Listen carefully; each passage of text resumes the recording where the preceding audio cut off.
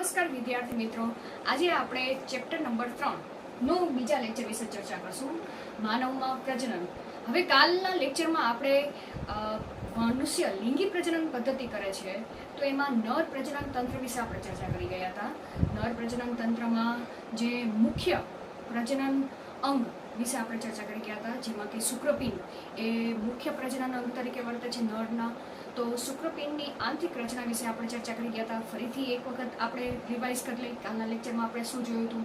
બરાબર, શુક્રપિંડ જોવા જઈએ તો નરની અંદર એક જોડ આવેલી છે, જે ઉદરની બહારની બાજુએ વૃષણ કોથળીમાં સંકળાયેલી જોવા મળે છે. વૃષણ કોથળી એ ચામડી જેવી રચના છે, તેની અંદર શુક્રપિંડો સંકળાયેલા જોવા મળે છે. વૃષણ કોથળીનું કાર્ય આપણે ચર્ચા કરી ગયા હતા કે તે શુક્રપિંડને 2 થી 2.5 સેલ્સિયસ જેટલું તાપમાન નીચું રાખે છે, કોના કરતાં? શરીરના તાપમાન કરતાં. બરાબર, જેને કારણે શુક્રપિંડની અંદર શુક્રકોષ જનનની પ્રક્રિયા એટલે કે શુક્રકોષ નિર્માણની પ્રક્રિયા થઈ શકે છે. બરાબર, અને તેના સિવાય આપણે ચર્ચા કરી ગયા હતા કે શુક્રપિંડની આંતરિક રચનામાં ખાસ કરીને જોવા જઈએ તો ખંડીય રચના આવેલી જોવા મળે છે. લગભગ 250 જેટલી ખંડીય રચના આવેલી હોય છે, જેને શુક્રોત્પાદ ખંડિકા તરીકે ઓળખવામાં આવે છે. બરાબર, એના સિવાય એ દરેક ખંડીય રચનાની અંદર 2 થી 3 શુક્રોત્પાદ નલિકા આવેલી હોય છે. એ નલિકાની અંદર 2 પ્રકારના કોષો આવેલા હોય છે, નર જનન કોષો અને સરટોલી કોષો. બરાબર, અને જે શુક્રોત્પાદ નલિકા છે તેની વચ્ચેના અવકાશને, બરાબર, કે આંતરનલિકા અવકાશમાં પણ વિવિધ કોષો આવેલા હોય છે, જેમાં કે ખાસ કરીને લીડિંગ કોષો આવેલા હોય છે. તેના સિવાય અન્ય રોગ પ્રતિકારક શક્તિમાં ભાગ ભજવતા કોષો પણ ત્યાં આવેલા હોય છે. તો આ બધી ચર્ચા આપણે કાલના લેક્ચરમાં ચર્ચા કરી ગયા હતા. હવે આજના લેક્ચરમાં આપણે જે સહાયક નલિકાઓ વિશે આપણે ચર્ચા કરશું કે નરના જે સહાયક અંગો છે એ સહાયક અંગો કયા કયા છે અને તેમાંથી રચના શું છે તેના વિશે આપણે ચર્ચા કરીશું. બરાબર, તો અહીંયા મેં તમને નરનું પ્રજનન તંત્ર દર્શાવેલું છે, બરાબર, જેમાં આપણે શુક્રપિંડની રચના, અહીંયા મેં તમને 2 શુક્રપિંડની રચના દર્શાવેલી છે. બરાબર, તેના વિશેની આંતરિક રચના વિશે આપણે ચર્ચા કરી ગયા હતા. હવે આ શુક્રપિંડમાં શુક્રકોષો ઉત્પન્ન થાય છે, તો એ શુક્રકોષોના વહનની પ્રક્રિયા ક્યાંથી ક્યાં જાય છે તેના વિશે આપણે ચર્ચા કરીશું. બરાબર, હવે આ જે શુક્રપિંડ છે એ શુક્રપિંડમાં ખંડીય રચના આવેલી છે. એ ખંડીય રચનામાં શુક્રોત્પાદ નલિકા આવેલી છે. બરાબર, તો અહીંયા હું તમને ક્રમબદ્ધ આખો ક્રમ જ દેખાડી દઉં. બરાબર, કે શુક્રકોષોની વહન માર્ગ શુક્રપિંડમાંથી આગળ ક્યાં જાય છે તેના વિશે આપણે ચર્ચા કરી. તો શુક્રપિંડમાં શું આવેલું છે? શુક્રપિંડ ખંડિકા. બરાબર, ખંડિકાઓ. આ ખંડિકાઓની અંદર શું આવેલું છે? શુક્રોત્પાદ નલિકા.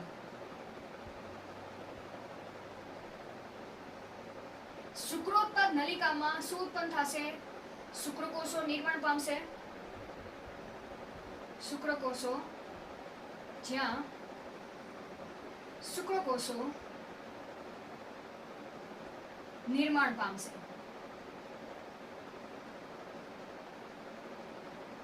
હવે આ શુક્રકોષો શુક્રોત્પાદ નલિકામાં છે. હવે શુક્રોત્પાદ નલિકા, બરાબર, એ શુક્રપિંડની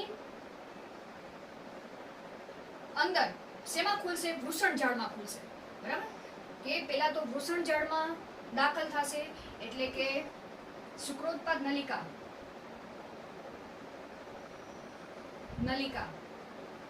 ક્યાં ખુલશે? વૃષણ જાળમાં. મેં તમને અહીંયા આકૃતિ દર્શાવેલી છે. આ આકૃતિ સેમ તમારી પાઠ્યપુસ્તકમાં પણ આપેલી છે. એટલે જે પોઈન્ટ આપણે ચર્ચા કરી એ પોઈન્ટને લગતી આકૃતિના સ્થાન તમારે સાથે ટેક્સ્ટબુક રાખવાની છે. એ ટેક્સ્ટબુકમાં તમારે જોતા જવાના છે. બરાબર, વૃષણ જાળમાં ખુલશે અને વૃષણ જાળમાંથી તે શુક્રવાહિકામાં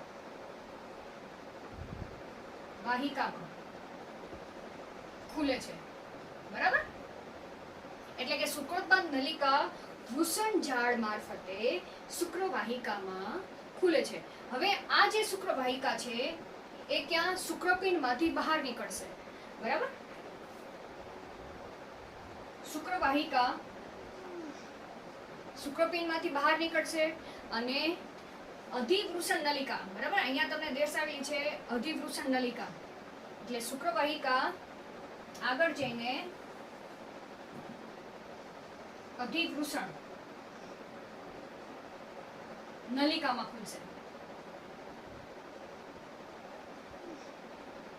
બરાબર. અધિવૃષણ નલિકા અહીંયા દર્શાવેલી છે. એ અધિવૃષણ નલિકા, બરાબર, આગળ ક્યાં જશે? ઉદરમાં આગળ વધશે, ઉદરના ભાગમાં તે આગળ વધશે અને ત્યાં એ નલિકાને શેના તરીકે ઓળખવામાં આવે છે? શુક્રવાહિની તરીકે ઓળખવામાં આવશે, બરાબર. શુક્રવાહિની ક્યારે કહેવાશે? જ્યારે અધિવૃષણ નલિકા એ ઉદરના ભાગમાં આગળ વધે છે ત્યારે તેને શુક્રવાહિની તરીકે ઓળખવામાં આવે છે, બરાબર. એટલે હું અહીં લખી નાખું કે ઉદરના ભાગમાં આગળ વધે તેને શું કહેવામાં આવશે? શુક્રવાહિકા, શુક્રવાહિની, શુક્રવાહિની તરીકે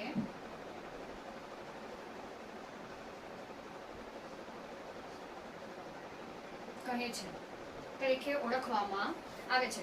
હવે આ શુક્રવાહિની આકૃતિ સાથે સાથે જોતા જજો. શુક્રવાહિની આગળ જઈને શેમાં ખુલે છે? આ શું છે? શુક્રાશય છે, બરાબર. શુક્રવાહિની એ આગળ જઈને શુક્રાશયની ફરતે લૂપની માફક ગોઠવાશે, બરાબર. એટલે અહીંયા હું હવે શુક્રવાહિની આગળ વધી ને કોની ફરતે વીંટળાશે? શુક્રાશયની ફરતે વીંટળાશે, બરાબર.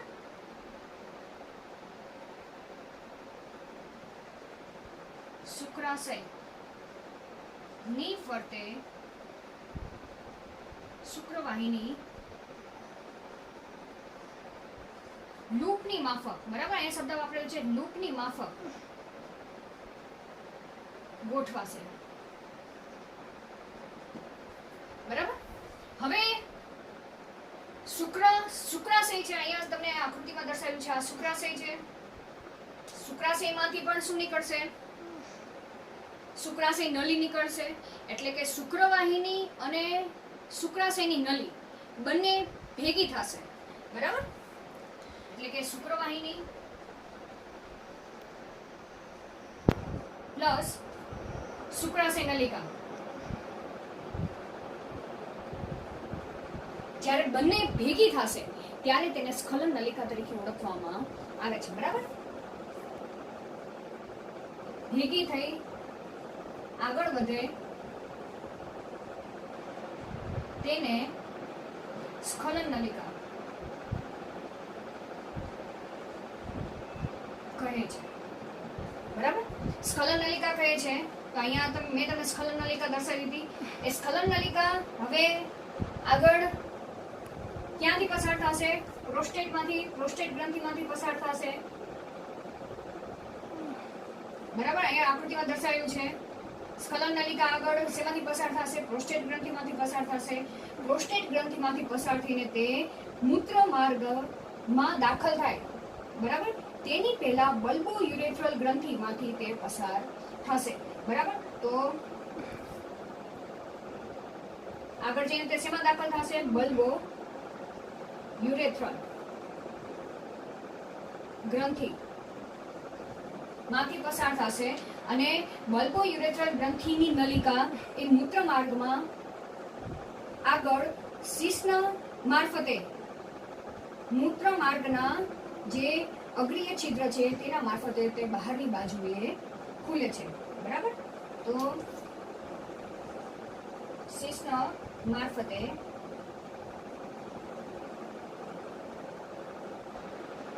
મૂત્ર માર્ગના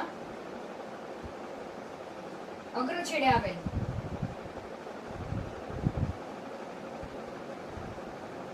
છિદ્ર મારફતે બહાર ખુલે છે, બરાબર. તો આખી આ તમને નર પ્રજનન તંત્રમાં જ્યારે શુક્રકોષો શુક્રપિંડમાં ઉત્પન્ન થાય છે તો તેનો વહનનો માર્ગ પણ કહેવાય, અથવા તો તેનો સહાયક પ્રજનન અંગની રચના તરીકે પણ તમે આને પ્રદર્શિત કરી શકો, બરાબર. તો અહીંયા આપણું આ નર પ્રજનન તંત્ર પૂર્ણ થાય છે. હવે આપણે માદા પ્રજનન તંત્ર વિશે ચર્ચા કરીશું. આગલા ટોપિકમાં આપણે નર પ્રજનન તંત્રના મુખ્ય પ્રજનન અંગ શુક્રપિંડ વિશે ચર્ચા કરી. ત્યારબાદ સહાયક પ્રજનન અંગો કયા કયા છે નરની અંદર તેના વિશે ચર્ચા કરી. સેમ એ જ રીતે માદા પ્રજનન તંત્રમાં મુખ્ય પ્રજનન અંગ કયો છે તેના વિશે ચર્ચા કરશું, અને સહાયક પ્રજનન અંગો માદાની અંદર કયા કયા છે તેના વિશે ચર્ચા કરીશું. તો નરની જેમ જ તે ત્યાં મુખ્ય પ્રજનન અંગ તરીકે એક જોડ શુક્રપિંડ આવેલું છે, તો માદાની અંદર મુખ્ય પ્રજનન અંગ તરીકે એક જોડ અંડપિંડ ગ્રંથિ આવેલી જોવા મળે છે, કે જ્યાં અંડકોષોના નિર્માણની પ્રક્રિયા થતી જોવા મળે છે. તો આપણે સૌપ્રથમ તેની આ જે બાહ્યાકાર રચના છે તેના વિશે આપણે ચર્ચા કરી લઈએ, અંડપિંડની, બરાબર. ચલો, અહીંયા એક જોડ અંડપિંડ ગ્રંથિ આવેલી છે. જો તેનું સ્થાન જોવા જઈએ તો અંડપિંડ ગ્રંથિ ક્યાં આવેલી છે? નિતંબ ગુહામાં આવેલી જોવા મળે છે, અને તેની જો લંબાઈ જોવા જઈએ તો 2 થી 4 સેન્ટીમીટર છે તે લાંબી જોવા મળે છે. તેના સિવાય જોવા જઈએ તો ખાસ કરીને આ જે અંડપિંડ ગ્રંથિ છે તે ગર્ભાશયની દિવાલ તેમજ નિતંબની દિવાલ સાથે સ્નાયુબંધથી જોડાયેલી જોવા મળે છે. જો તમને સ્થાન પૂછે કે તે કોની સાથે જોડાયેલી છે, ગર્ભાશયની દિવાલ સાથે તે અંડપિંડ કઈ રીતે જોડાયેલી છે, તો આ તમારે યાદ રાખવાનું છે કે શેના દ્વારા જોડાયેલી છે? સ્નાયુબંધ દ્વારા અંડપિંડ ગ્રંથિ ગર્ભાશયની દિવાલ તેમજ નિતંબની દિવાલ સાથે સ્નાયુબંધ વડે જોડાયેલી જોવા મળે છે. એવી જ રીતના જોવા જઈએ તો અંડપિંડ ગ્રંથિ છે, બરાબર. મેં તમને અહીંયા દર્શાવેલી છે, આ અંડપિંડ ગ્રંથિ દર્શાવેલી છે, બરાબર. આ તમને 2 અંડપિંડ ગ્રંથિ દર્શાવેલી છે. તમારી પાઠ્યપુસ્તકમાં પણ આકૃતિ આપેલી છે, બરાબર. તે જોવા જઈએ તો તેની ફરતે અધિચ્છદીય પેશીનું આવરણ આવેલું જોવા મળે છે, બરાબર.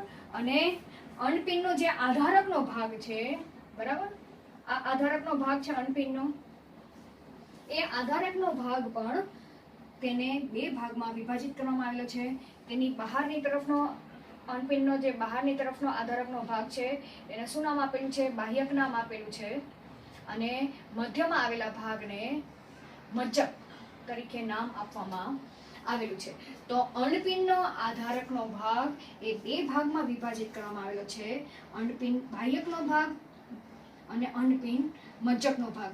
તેના સિવાય જોવા જઈએ તો અંડપિંડની અંદર નાભી કેન્દ્ર પણ આવેલું છે, જેના મારફતે રુધિરવાહિની અને ચેતાઓ તે અંડપિંડની અંદર દાખલ થતી જોવા મળે છે, અને તેની મદદથી જે અંડકોષોના વિકાસની પ્રક્રિયા અને પોષણ પ્રાપ્ત થતું જોવા મળે છે. તો આ તેની બાહ્યકાર રચના વિશે આપણે ચર્ચા કરી ગયા. હવે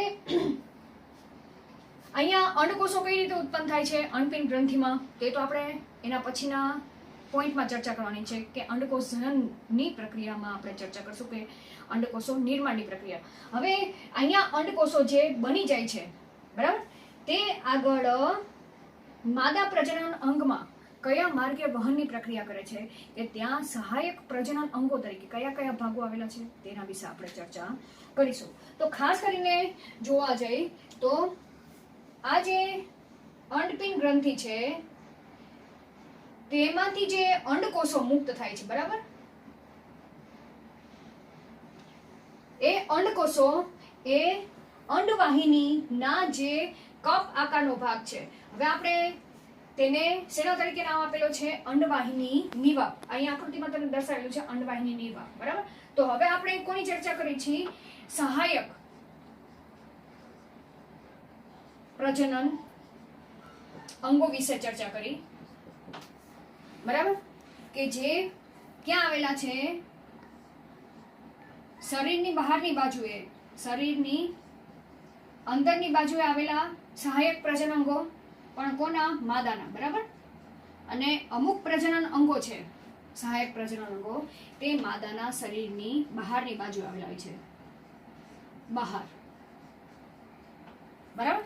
તો આપણે સૌ પ્રથમ માદાના સહાયક પ્રજનન અંગ તરીકે શરીરની અંદરની બાજુએ કયા કયા સહાયક અંગો આવેલા છે તેના વિશે ચર્ચા કરી છે. બરાબર. યાદ રાખજો, સૌથી પહેલો ટોપિક આપણે આ લઈ છીએ, પછી શરીરની બહારની બાજુએ સહાયક પ્રજનન અંગો કયા આવેલા છે તેના વિશે ચર્ચા કરીશું. તો અહીંયા તમને કહી દઉં કે શરીરની અંદરની બાજુએ માદા સહાયક પ્રજનન અંગો તરીકે શું આવેલું છે? એક જોડ અંડવાહિની. જો અહીંયા તમને દર્શાવેલી છે, આ શું છે? અંડવાહિની. બરાબર, તમારી આકૃતિમાં આપેલું છે, ચોપડીની આકૃતિમાં. પછી ગર્ભાશય, અહીંયા તમને દર્શાવેલું છે, આ શું છે? ગર્ભાશય છે. બરાબર. ગ્રીવા, આ ગ્રીવા છે, અને યોની. બરાબર, આ યોની. તો આટલા ભાગ છે એ માદા સહાયક પ્રજનન અંગો જે માદાના શરીરમાં આવેલા છે તેના વિશે આપણે સૌ પ્રથમ ચર્ચા કરી છે. બરાબર. તો હવે અહીંયા સૌથી પહેલા આપણે અંડવાહિની વિશે ચર્ચા કરી. બરાબર. કોની ચર્ચા કરી છે? આ અંડવાહિની.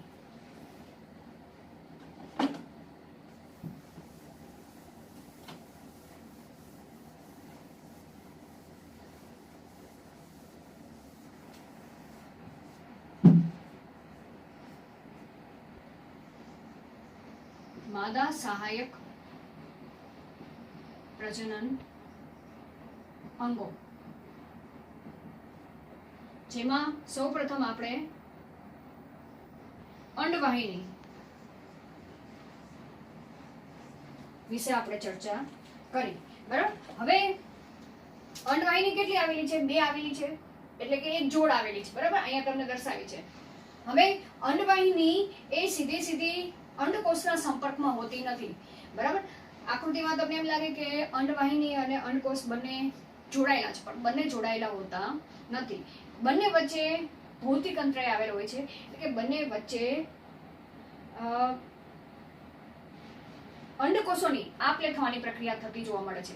એટલે કે જ્યારે અંડકોષમાંથી કે અંડપિંડમાંથી જ્યારે અંડકોષો છૂટા પડે છે ત્યારે એ અંડકોષો એ અંડવાહિનીમાં દાખલ થતા જોવા મળે છે. આ એનો માર્ગ છે. બરાબર. તો અંડવાહિની આપણે લખવા જઈએ તો કેટલી આવેલી છે? એક જોડ આવેલી છે. હવે અંડવાહિનીના જે પહોળો ભાગ છે, અંડવાહિનીનો કપ આકારનો ભાગ, તેને શેના તરીકે ઓળખવામાં આવે છે? અંડવાહિની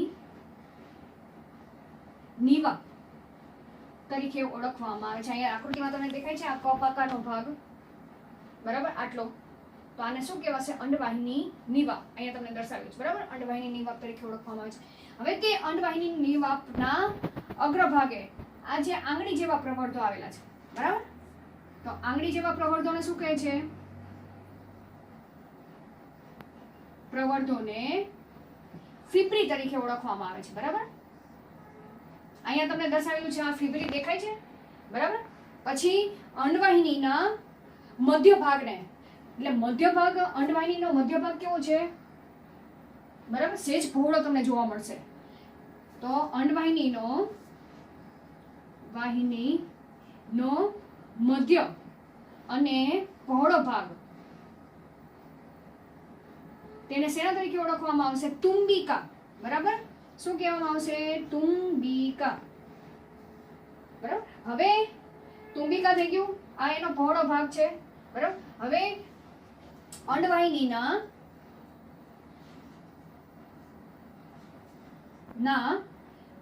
છેડાનો ભાગ કેવો હોય છે? પાતળો હોય છે, જેને શેના તરીકે ઓળખવામાં આવશે? ઇથમસ તરીકે ઓળખવામાં આવશે. શેના તરીકે ઓળખવામાં આવશે? ઇથમસ. બરાબર. તો અંડવાહિનીના 3 ભાગો વિશે આપણે ચર્ચા કરી નાખી. અંડપિંડ સાથે નજીકમાં આવેલા અંડવાહિનીના કપ આકારના ભાગને અંડવાહિની નીવાપ કહેવામાં આવશે. અંડવાહિની નીવાપના અગ્રભાગે આંગળી જેવા પ્રવર્ધો આવેલા છે, જેને ફિબ્રી તરીકે ઓળખવામાં આવશે. અંડવાહિની જેમ આગળ વધે છે તેમ તેના મધ્ય ભાગ જે પહોળો છે તેને તુંબિકા તરીકે ઓળખવામાં આવશે, અને અંડવાહિનીનો જે છેડાનો ભાગ છે, અંતિમ ભાગ, તે કેવો હોય છે, પ્રમાણમાં પાતળો હોય છે, અને તેને ઇથમસ તરીકે ઓળખવામાં આવે છે. હવે આ ઇથમસવાળો ભાગ એ ગર્ભાશયની ગર્ભનલિકા મારફતે તે ગર્ભાશયમાં ખુલશે. બરાબર. તો હવે શું કહે છે કે વાહિની એ ગર્ભાશયમાં ગર્ભ નલિકા મારફતે ખુલે છે. બરાબર. તો અંડવાહિની એ આગળ જતા શેમાં ખુલશે? ગર્ભાશયમાં ખુલે છે.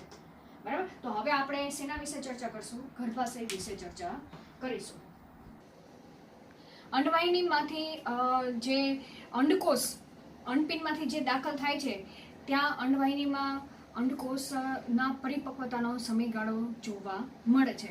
હવે વાત આવી ગર્ભાશયની. તો ગર્ભાશયની આપણે રચના વિશે ચર્ચા કરી નાખી. સૌપ્રથમ આપણે ગર્ભાશયના બાહ્ય રચના વિશે ચર્ચા કરી નાખી. તો આમ તમે જોવા જાઓ તો તેનો આકાર ઊંધા નાસપતિ આકારનો જોવા મળે છે. બરાબર. તેના સિવાય ખાસ કરીને જોવા જઈએ તો તે કોઈ સાથે આધાર વડે જોડાયેલું જોવા મળે છે. બરાબર. કોની સાથે આધાર રાખીને જોડાયેલું જોવા મળે છે? કે નિતંબની દિવાલ સાથે તે અસ્થિબંધ દ્વારા આધાર પામેલું જોવા મળે છે. એટલે કે તેની મદદથી તે ત્યાં સ્થાયી પણ દર્શાવતું જોવા મળે છે. તેના સિવાય ગર્ભાશય જેમ અહીંયા તમે જોવા જાઓ તો ગર્ભાશય આગળ ગ્રીવામાં આગળ વધે છે, અને ગ્રીવા નલિકા મારફતે તે યોનિ માર્ગ દ્વારા તે શરીરની બહારની બાજુએ ગર્ભાશય ખુલતું જોવા મળે છે. તો સ્થાન જોવા જઈએ તો મૂત્રાશય અને મળાશય વચ્ચે આવેલ જોવા મળે છે. તેના સિવાય જો તેનું કાર્ય જોવા જાય કે આ ગર્ભાશયનું શું કાર્ય છે, તો જ્યારે અંડકોષના ફલનની પ્રક્રિયા જોવા જાય તો ફલનની પ્રક્રિયા થઈ ગયા બાદ જે અંડકના સ્થાપનની પ્રક્રિયા જોવા મળે છે, તો તે ગર્ભાશયમાં તે ફલિત અંડકોષના સ્થાપનની પ્રક્રિયા ગર્ભાશયની અંદર જોવા મળે છે. તો મુખ્ય જે ભ્રૂણ વિકાસની પ્રક્રિયા એ ગર્ભાશયમાં થતી જોવા મળે છે. હવે આપણે જો તેની આંતરિક રચના જોવા જઈએ, બરાબર, આ તો આપણે બાહ્ય રચના વિશે ચર્ચા કરી. એવી જ જો તેની આંતરિક રચના જોવા જઈએ,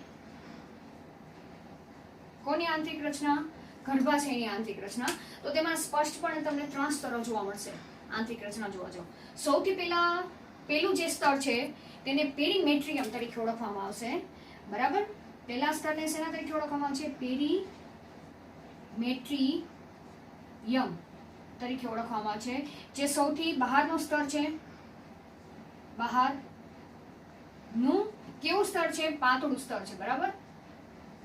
એ તમને આકૃતિમાં દર્શાવેલું છે, અહીંયા તમને દર્શાવેલું છે સૌથી બહારનું સ્તર. બીજું સ્તર છે એ મેયોમેટ્રિયમ. તો આ કેવું સ્તર છે? મધ્ય સ્તર છે. પણ મધ્ય સ્તર છે એની સાથે સાથે જોવા જાવ તો આ સ્તર કેવું છે? વિશાળ છે. બરાબર. કે પહોળું પણ છે. એટલે કે પહોળું અને કેવું છે? વિશાળ છે. બરાબર. તેની સાથે જોવા જઈએ તો અહીંયા આવેલા સ્નાયુઓ કેવા છે? અરેખિત સ્નાયુ છે. બરાબર. કેવા સ્નાયુઓ ત્યાં આવેલા છે? અરેખિત સ્નાયુ. તો ખાસ કરીને આ સ્તરમાં આવેલા સ્નાયુઓ જ્યારે બાળ પ્રસવની ક્રિયા હોય ત્યારે આ સ્નાયુના સંકોચનની પ્રક્રિયા જોવા મળશે, અને બાળ પ્રસવની ક્રિયા એ ઝડપથી થતી જોવા મળે છે. બરાબર. ત્રીજું સ્તર છે જેને એન્ડોમેટ્રિયમ સ્તર કહેવાય છે. એન્ડોમેટ્રિયમ સ્તર. આ સ્તર એ ગર્ભ સ્થાપનમાં મહત્વનો ભાગ ભજવે છે, કે તે સૌથી અંદરનું સ્તર છે, કે જ્યારે ઋતુસ્રાવની ક્રિયામાં કે ઋતુચક્રની ક્રિયામાં આ સ્તર મહત્વનો ભાગ ભજવે છે. જ્યારે જો ફલનની પ્રક્રિયા થઈ હોય તો એન્ડોમેટ્રિયમ સ્તર ખરી પડતું નથી, પણ જો ફલનની પ્રક્રિયા ન થાય ત્યારે માદાની અંદર દર 28મા દિવસે એન્ડોમેટ્રિયમ સ્તર ખરી પડે છે. તો આ તમને કદાચ પ્રશ્નમાં પૂછી શકે આ પ્રશ્ન કે ગર્ભાશયના સ્તરોની રચનાનું વર્ણન કરો. આ પ્રશ્ન આગલા સેમિસ્ટરના પરીક્ષામાં પણ પૂછાઈ ગયું છે, બરાબર. તો ગર્ભાશયની આંતરિક રચના વિશે વર્ણન કરો અથવા તો ગર્ભાશય વિશે વર્ણન કરો તો તમારે આટલું વર્ણન કરવાનું, પહેલાં બાહ્યકાર રચનાનું વર્ણન કરવાનું, ત્યારબાદ તેના ત્રણ સ્તર વિશે વર્ણન કરવાનું, બરાબર. તો આજે આપણે અહીંયા સુધી રાખી.